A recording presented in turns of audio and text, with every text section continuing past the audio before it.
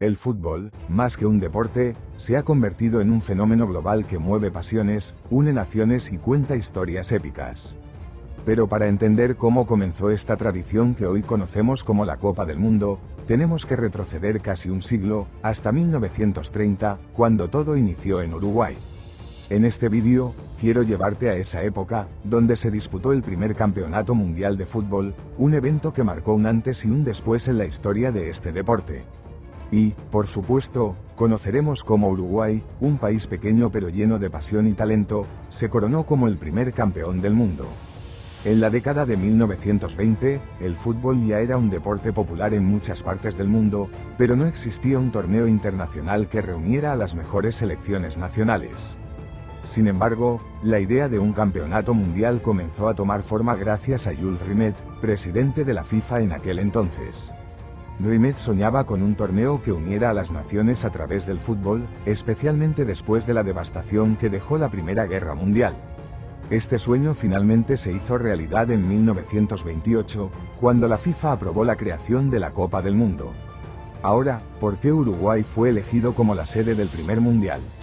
Primero, porque era el campeón olímpico de fútbol, habiendo ganado las medallas de oro en los Juegos Olímpicos de 1924 en París y en 1928 en Ámsterdam. Además, en 1930, Uruguay estaba celebrando el centenario de su independencia y ofreció hacerse cargo de todos los gastos de los equipos participantes. Fue una propuesta difícil de rechazar, aunque esto no significó que el torneo estuviera libre de desafíos. El Mundial de 1930 se celebró en un contexto complicado. El mundo estaba atravesando la Gran Depresión, una crisis económica que afectó a prácticamente todos los países. Esto dificultó la participación de varios equipos europeos, ya que el viaje en barco hasta Sudamérica era largo y costoso. De hecho, solo 4 equipos europeos aceptaron participar: Francia, Bélgica, Rumanía y Yugoslavia.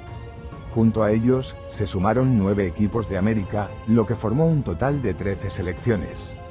Aunque era un número pequeño comparado con los mundiales actuales, esto no restó importancia al evento.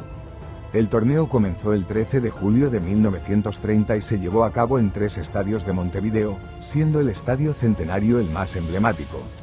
Este estadio, construido especialmente para el torneo, era un símbolo del orgullo nacional uruguayo y podía albergar a más de 90,000 personas, algo impresionante para la época. Uruguay llegó al torneo con grandes expectativas y un equipo lleno de estrellas. Uno de los nombres más destacados fue José Nasacci, conocido como el Gran Capitán. Nasacci no solo era un líder en la defensa, sino que también era un motivador nato. Luego estaba Héctor Scarone, considerado uno de los mejores jugadores del mundo en ese entonces, con una técnica impresionante y una capacidad para marcar goles en momentos clave. En el mediocampo brillaba Pedro Cea, un jugador inteligente y decisivo. Además, aunque no participó en el Mundial debido a problemas disciplinarios, Andrés Mazzali, el portero titular, jugó un papel importante en la preparación del equipo. El camino de Uruguay hacia el título fue una mezcla de estrategia, talento y determinación. En la fase de grupos, debutaron contra Perú en un partido muy cerrado. Aunque muchos esperaban un marcador abultado a favor de Uruguay, solo lograron ganar 1-0 gracias a un gol de Héctor Castro. Este resultado demostró que incluso los favoritos podían enfrentarse a dificultades. Sin embargo, en su segundo partido, Uruguay mostró todo su poderío al derrotar a Rumanía 4-0, asegurando su pase a las semifinales. En las semifinales, se enfrentaron a Yugoslavia, un equipo fuerte y con jugadores talentosos. Pero Uruguay no dejó espacio para dudas, los derrotaron con un contundente 6-1.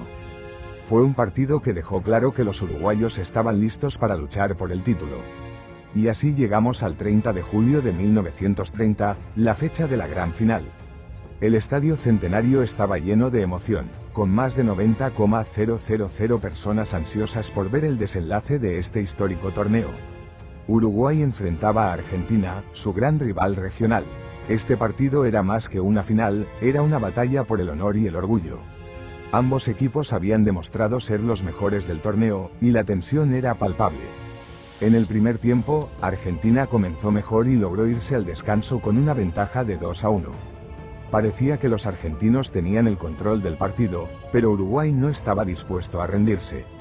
En el segundo tiempo, el equipo uruguayo demostró su carácter y su calidad. Pedro Cea, Santos Iriarte y Héctor Castro marcaron los goles que sellaron una remontada épica. El marcador final fue 4-2 a favor de Uruguay, y el estadio explotó en júbilo cuando el árbitro pitó el final del partido. El impacto de esta victoria fue enorme. Uruguay no solo ganó el primer mundial, sino que también consolidó su lugar en la historia del fútbol como una de las grandes potencias de la época. Para los uruguayos, este triunfo fue un motivo de orgullo nacional y una celebración de su identidad. Y para el mundo, el primer mundial de la FIFA fue el inicio de una tradición que sigue vigente hasta hoy. Esta historia nos recuerda que el fútbol es mucho más que un deporte. Es un lenguaje universal, una pasión que trasciende frontera y une a las personas. Y en 1930, Uruguay demostró que incluso un país pequeño puede lograr cosas gigantescas cuando combina talento, trabajo en equipo y una pasión inquebrantable. Así fue como empezó todo, y así nació el legado de los mundiales de la FIFA. ¿Qué te pareció esta increíble historia? Déjamelo saber en los comentarios, y si quieres más historias como esta, suscríbete al canal y activa las notificaciones. Esto es solo el comienzo de una larga tradición futbolística.